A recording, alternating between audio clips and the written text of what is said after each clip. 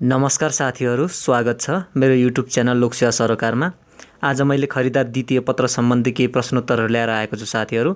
खरिदार द्वितीय पत्रको एकाइ 2 को संविधान र नागरिक चेतना टपिकबाट मैले केही महत्त्वपूर्ण प्रश्नहरू छानेको छु।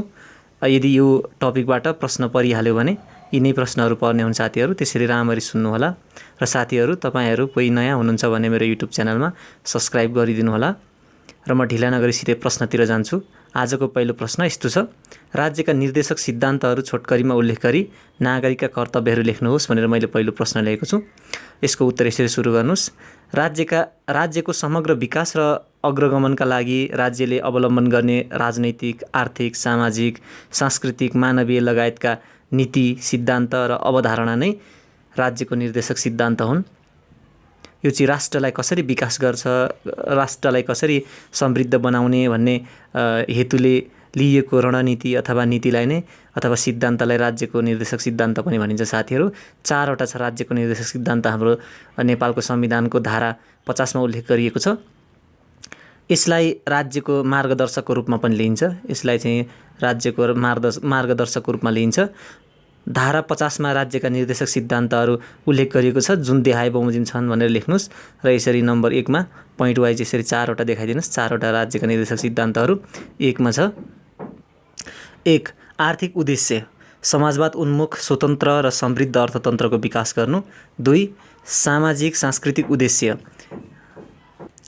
सामाजिक सद्भाव, ऐक्यबद्धता र सामञ्जस्यता कायम गरी राष्ट्रिय एकता सुदृढ गर्नु। 3. राजनीतिक उद्देश्य: सङ्घीय, लोकतान्त्रिक, गणतन्त्रात्मक शासन व्यवस्था सुदृढ गर्नु। 4. अन्तर्राष्ट्रिय उद्देश्य: सार्वभौमिक समानताको आधारमा अन्तर्राष्ट्रिय सम्बन्ध कायम गरी राष्ट्रिय सम्मानको अभिवृद्धि गर्नु।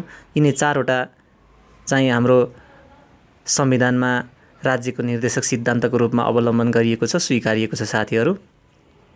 र नेपालको संविधानको धारा 48 मा नागरिकको कर्तव्यको व्यवस्था गरिएको छ, जुन देहाय बमोजिम छन् भनेर यसरी लेखेको छु। मैले अघिको प्रश्नमै नागरिकको कर्तव्यहरू पनि लेख्नुहोस् भनेर भनेको थिएँ। धारा 48 मा नागरिकको कर्तव्य व्यवस्था गरिएको छ, जुन यस प्रकार छ: 1 मा राष्ट्रप्रति निष्ठावान हुँदै नेपालको राष्ट्रियता, सार्वभौम सत्ता र अखण्डताको रक्षा गर्नु।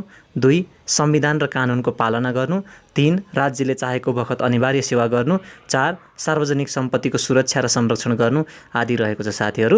यी चाहिँ संविधानको 48 धारामा व्यवस्था गरेको नागरिकका कर्तव्यहरू हुन् साथीहरू। यी प्रश्नहरू एकदमै महत्त्वपूर्ण छन् साथीहरू, त्यसैले यो जिकेतिर पनि सोधिने कुराहरू हो। जस्तो धेरैचोटि पहिलो फर्स्ट पेपरमा पनि नागरिक कर्तव्य कति धारा कतिमा उल्लेख गरिएको छ भनेर सोधेको पाइन्थ्यो। कतिवटा नागरिकका राज्यका निर्देशक सिद्धान्तहरू छन्, कतिवटा राष्ट्रिय नीतिहरू छन् भन्ने कुराहरू पनि धेरैचोटि सोधेको प्रश्नहरू हो साथीहरू। त्यसैले सेकेन्ड पेपरबाट पनि पहिलो पेपरको लागि एकदमै सहयोगी बन्न सक्छ। त्यसैले ध्यान दिएर एकचोटि राम्ररी सुन्नु होला, पढ्नु होला साथीहरू। आजको दोस्रो प्रश्न यस्तो छ साथीहरू: राष्ट्रिय एकता र राष्ट्रिय सुरक्षा सम्बन्धी नीतिबारे उल्लेख गर्नुहोस् भनेर मैले ल्याएको छु साथीहरू। नेपालको संविधानमा नीति 13वटा नीतिहरू अवलम्बन गरेको छ राज्यले, नेपालले। ती नीतिहरूमध्ये एउटा नीति, पहिलो नीति मैले यसरी लिएको छु: राष्ट्रिय एकता र राष्ट्रिय सुरक्षा सम्बन्धी नीति। संविधानको धारा 51 मा राष्ट्रिय एकता र राष्ट्रिय सुरक्षा सम्बन्धी नीतिको व्यवस्था गरिएको छ, जस्तो जुन देहाय बमोजिम छन्। 1 मा नेपालको स्वतन्त्रता, सार्वभौम सत्ता, भौगोलिक अखण्डता र स्वाधीनताको संरक्षण गर्दै राष्ट्रिय एकता अक्षुण्ण राख्ने। 2. विभिन्न जात-जाति, धर्म, भाषा, संस्कृति र सम्प्रदायबीच पारस्परिक सद्भाव, सहिष्णुता र ऐक्यबद्धता कायम गरी सङ्घीय इकाइबीच परस्पर सहयोगात्मक सम्बन्ध विकास गर्दै राष्ट्रिय एकता प्रवर्धन गर्ने। 3. राष्ट्रिय सुरक्षा प्रणालीको विकास गरी शान्ति सुरक्षाको व्यवस्था गर्ने। 4.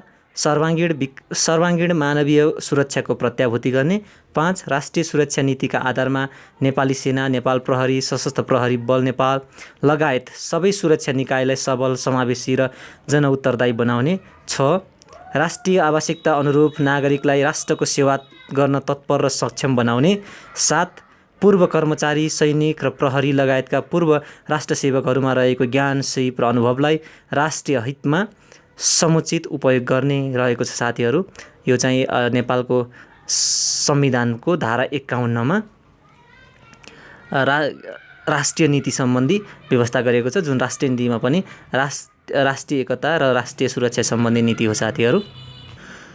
तेस्रो प्रश्न यस्तो छ साथीहरू, संविधानलाई देशको मूल कानुन मानिनुका कारणहरू उल्लेख गरी संविधान निर्माणका विधिहरू लेख्नुहोस् भनेर मैले प्रश्न लिएको छु। यसको उत्तर यसरी सिधै सुरु गर्नुहोस्। संविधानलाई देशको मूल कानुन मानिनुका कारणहरू देहाय बमोजिम छन् अथवा देहाय अनुसार छन् भनेर मैले यसरी लेखेँ। र नम्बर 1 मा संविधानसँग बाजिएका, संविधानलाई किन देशको मूल कानुन मानिएको हो त भन्दा यसका कारणहरू, संविधानसँग बाजिएका कानुन बाजिएको हदसम्म अमान्य हुनेछ भनेको मतलब जुन संविधानसित बाजिन आउँछ त्यो कानुनहरू सबै खेर जान्छन्, त्यत्तिकै सबै त्यो खारेज भएर जान्छन्, अमान्य हुन्छन्, त्यसैले संविधानलाई मूल कानुन मानिएको।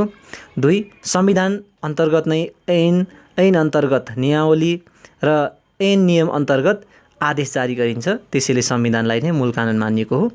3 कानुन कसले निर्माण गर्ने हो त्यसको बारेमा संविधानमा नै व्यवस्था गरिएको हुन्छ। कानुन कसले निर्माण गर्ने भन्ने कुरा, जस्तो नेपालको सन्दर्भमा कानुन चाहिँ व्यवस्थापिकाले निर्माण गर्ने गर्दछ।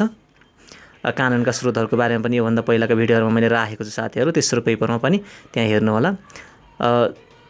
चौथो बुँदा व्यवस्थापिकाद्वारा बन्ने कानुन र न्यायपालिकाद्वारा प्रतिपादन हुने नजिर संविधान अन्तर्गत नै रही बन्दछन्, त्यसैले संविधानलाई नै मूल कानुन बनिएको हो। बुँदा नम्बर 5 संविधानमा नै नागरिकका मौलिक हकहरूको सुनिश्चित गरिन्छ र यसको उल्लङ्घन गरेकोमा उपचारको व्यवस्था पनि संविधानमा नै व्यवस्था गरिएको हुन्छ।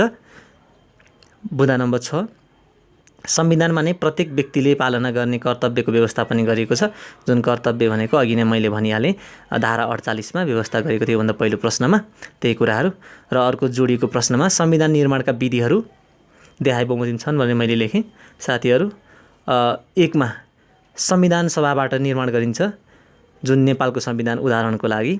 2 संवैधानिक सम्मेलनबाट पनि संविधान निर्माण गरिन्छ, जुन अमेरिकाको संविधानलाई हामीले उदाहरणको रूपमा लिन सकिन्छ। जस्तो अमेरिकाको संविधान भनेको एकदमै संसारकै छोटो संविधान पनि हो, जम्मा 7 वटा धारा छ, त्यसमा 7 वटा धारा संविधानको, त्यो साथीहरूले खोजेर हेर्न सक्नुहुन्छ। 3 जनमत सङ्ग्रहबाट पनि संविधान बनाइन्छ, जुन स्विजरल्यान्डको संविधानलाई हामीले उदाहरणको रूपमा लिन सकिन्छ। र 4 गोलमेज सम्मेलनबाट पनि संविधान जारी गर्न सकिन्छ, जस्तो हङ्गेरीको उदाहरणको रूपमा लिन सकिन्छ। र अन्य धेरै तरिकाहरूबाट संविधानहरू जारी गर्न सकिन्छ, संविधान निर्माण गर्न सकिन्छ, जुन राजाले जारी गर्न सक्छ, राष्ट्र प्रमुखले जारी गर्न सक्छ, र आयोगहरूले पनि निर्माण गरेर राष्ट्र प्रमुखहरूबाट जारी गर्न सक्छन् साथीहरू। विभिन्न तरिकाबाट आयोगबाट निर्माण हुन्छ, संविधान सभा विभिन्न विज्ञ समूहबाट पनि संविधान निर्माण गरिन्छ साथीहरू। म सबै कुरा लेखिनँ, यति कुराहरू लेख्न सक्नुभयो भने पनि एकदमै उचित हुन्छ एन्सर। त्यसैले यो एकदमै महत्त्वपूर्ण यो टपिकबाट यो इकाइबाट पऱ्यो भने एकदमै यिनै प्रश्नहरू फस्छन् साथीहरू, त्यसैले राम्ररी एकचोटि हेर्नुहोला। र आजको चौथो प्रश्न छ साथीहरू, मौलिक हक भनेको के हो? मौलिक हकको महत्त्वबारे लेख्नुहोस् भनेर मैले प्रश्न राखेको छु। यसलाई यसरी सुरु गर्नुहोस्। उत्तर: मानव अधिकारको संरक्षण र प्रवर्धन गर्ने संविधानमा नै व्यवस्था गरी राज्यले नागरिक र व्यक्तिलाई उपलब्ध गराउने अधिकारलाई नै मौलिक हक भनिन्छ। मौलिक हक के रहेछ त भन्दा मानव अधिकारको संरक्षण र प्रवर्धन गर्ने संविधानमा नै उल्लेख गरी व्यवस्था गरी राज्यले नागरिक तथा व्यक्तिलाई उपलब्ध गराउने अधिकार नै मौलिक हक रहेछ। मौलिक हकलाई संविधान अनुसार संवैधानिक उपचारको ग्यारेन्टी गरिएको हुन्छ। मौलिक हकलाई नेगेटिभ राइट्स पनि भनिन्छ। मौलिक हकलाई नेगेटिभ राइट्स पनि भनिन्छ साथीहरू। यसभित्र नागरिकका राजनैतिक अधिकार, आर्थिक अधिकार, सामाजिक र सांस्कृतिक अधिकार, स्वच्छ वातावरणको अधिकार आदिहरू पर्दछन् साथीहरू। मौलिक हकबारे संविधानको भाग 3 को धारा 16 देखि धारा 46 सम्म 31 वटा मौलिक हकको व्यवस्था गरिएको छ।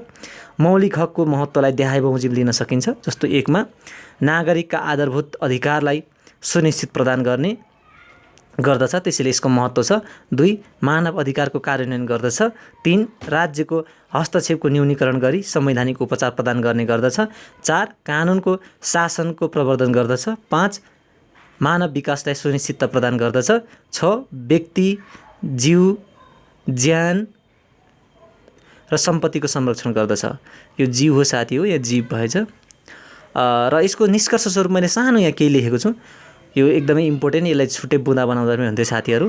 मौलिक हक राज्य विरुद्ध नागरिकलाई प्राप्त हुने हक हो र उल्लेखित हकहरूमध्ये संवैधानिक उपचारको हकलाई विशेष मानिन्छ। संवैधानिक उपचारको हकलाई किन विशेष मानिन्छ त भन्दा यदि त्यो 31 वटा मौलिक हकमा धारा 16 देखि 48 सम्म 46 सम्म रहेको मौलिक हकको 31 वटा मौलिक हकमा यदि त्यहाँ संवैधानिक उपचारको हक थिएन भने यी कुनै पनि हकको अर्थ नै हुँदैन। ती हकहरू व्यवस्था गरेर ती हकहरूको उल्लङ्घन भयो भने, यदि त्यहाँ संवैधानिक उपचारको हकको व्यवस्था थिएन भने त्यो कुनै पनि व्यक्तिले, नागरिकले त्यसको उपचार पाउने थिएन। त्यसैले संवैधानिक उपचारको हकको व्यवस्था गरिसकेपछि मात्र यो संवैधानिक सम्पूर्ण किसिमका संविधानले व्यवस्था गरेका, कानुनले व्यवस्था गरेका हक हितको सुनिश्चितता हुन्छ। त्यसैले मेरो विचारमा यो र सबैको यो संविधानले नै व्यवस्था गरे अनुसार यो संवैधानिक उपचारको हकलाई चाहिँ विशेष अधिकार अथवा मुख्य हकको रूपमा पनि लिन सकिन्छ। साथीहरू, इनकेस तपाईँको विचारमा कुन हकलाई चाहिँ बढी महत्त्व दिनुहुन्छ अथवा कुन हक चाहिँ विशेष महत्त्वको छ भनेर इनकेस क्वेसन सोध्यो भने संवैधानिक उपचारको हक चाहिँ अलि बढी महत्त्व बोकेको हुन्छ भनेर तपाईँहरूले लेख्दा राम्रो हुन्छ साथीहरू। त्यसैले मैले यहाँ निष्कर्ष स्वरूप दिएँ, मौलिक हकको टपिकमा यो कुरा छुटाउनु हुन्न। मौलिक हकको टपिकमा मौलिक हकको क्वेसन आयो भने यो कुरा चाहिँ साथीहरूले नछुटाउनु होला। र आजको भिडियो मैले यति नै राखेँ साथीहरू। भोलिका दिनमा फेरि अर्को भिडियो ल्याइहाल्छु। साथीहरू, तपाईँहरूले मेरो युट्युब च्यानल सब्सक्राइब गर्नु भएको छैन भने, नयाँ हुनुहुन्छ भने चाहिँ सब्सक्राइब गरिदिनु होला। सुन्नुभएकोमा धन्यवाद। नमस्कार।